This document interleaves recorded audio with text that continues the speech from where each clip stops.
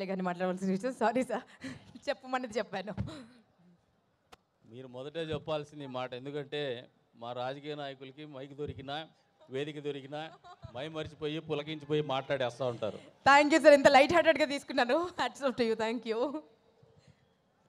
ఒక అద్భుతమైనటువంటి సందర్భంగా ఏర్పాటు చేసినటువంటి ఈ కార్యక్రమానికి విశిష్టాతిథిగా విచ్చేసినటువంటి మా అందరి నాయకులు పెద్దలు పద్మభూషణ్ నందమూరి బాలకృష్ణ గారి దంపతులకి, అదేవిధంగా నాతో పాటు విచ్చేసినటువంటి హిందూపూర్ పార్లమెంటు సభ్యులకి, సోదరులు తిప్పేస్వామి అన్న గారికి, విచ్చేసినటువంటి మా తోటి ఎమ్మెల్యేలకు, నాయకులకు, తెలుగుదేశం పార్టీ కుటుంబ సభ్యులకి, అదేవిధంగా అందరికంటే ఎక్కువగా వచ్చిన బాలయ్య బాబు ఫ్యాన్స్కు,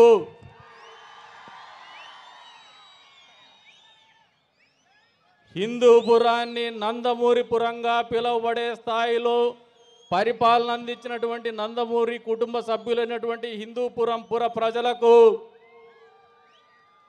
పాత్రికేయ మిత్రులకు అందరికి కూడా పేరు పేరు నమస్కారాలు.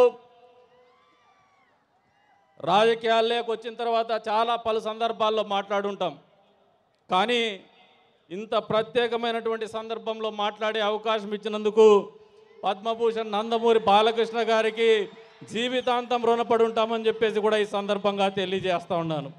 ఎందుకంటే రాజకీయాలు నిరంతరం మాట్లాడుతూనే ఉంటాం వృత్తిపరంగా, కానీ ఇది ఒక విశిష్టమైనటువంటి అవకాశం, ఒక విశిష్టమైనటువంటి వ్యక్తిత్వం.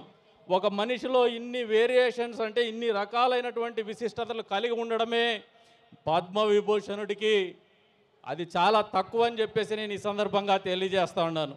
ఇంత విశిష్టమైనటువంటి వ్యక్తిత్వం ఒకవైపున తండ్రి వారసత్వాన్ని కొనసాగిస్తూ, నటనా కౌశల్యాన్ని తెలియజెప్తూ, అద్భుతమైనటువంటి వాచకంతో, డైలాగ్ డెలివరీతో ఎప్పుడు కూడా నటరత్న నందమూరి తారక రామారావు గారిని నిరంతరం తెలుగు ప్రజలు మరిచిపోకుండా నిలిపినటువంటి నటనా చాతుర్యం ఆయన సొంతం.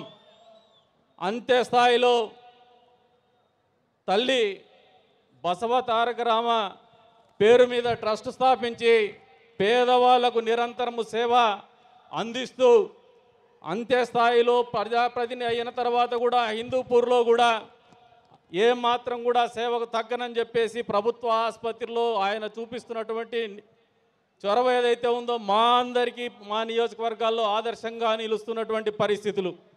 మామూలుగా సినిమా వాళ్ళు రెండోసారి మూడోసారి ఎన్నికల్లో నిలబడితే చాలా కష్టంగా ఉంటుంది, కానీ అది నందమూరి కుటుంబానికి మాత్రము ఎప్పుడు కూడా అందనటువంటి ద్రాక్ష కాదని నిరూపిస్తూనే వస్తున్నారు. ఎందుకంటే 10 రోజులు ఊర్లో లేకపోయినా, లేదు నెల రోజులు నిరంతరం షూటింగ్లో బిజీగా ఉన్న ప్రజాక్షేమం మాత్రము ఎప్పుడు కూడా విస్మరించినటువంటి నాయకత్వ పటిమ ఉన్నటువంటి నాయకులు మాకు నందమూరి బాలకృష్ణ గారు అని చెప్పేసి కూడా ఈ సందర్భంగా తెలియజేస్తా ఉన్నాను. అందుకే ఆయన మేమందరం కూడా ఈరోజు పద్మభూషణ్ ఇచ్చినటువంటి సందర్భంగా భారత ప్రభుత్వానికి తెలుగు వారందరం కూడా కృతజ్ఞతలు తెలుపుతున్నాం. అంతే స్థాయిలో ఏదైతే ఈ పద్మభూషణ్ అనేటువంటి పురస్కారం కేవలము నందమూరి కుటుంబానికో, నందమూరి బాలకృష్ణ గారికో లభించినటువంటి గౌరవం కాదు.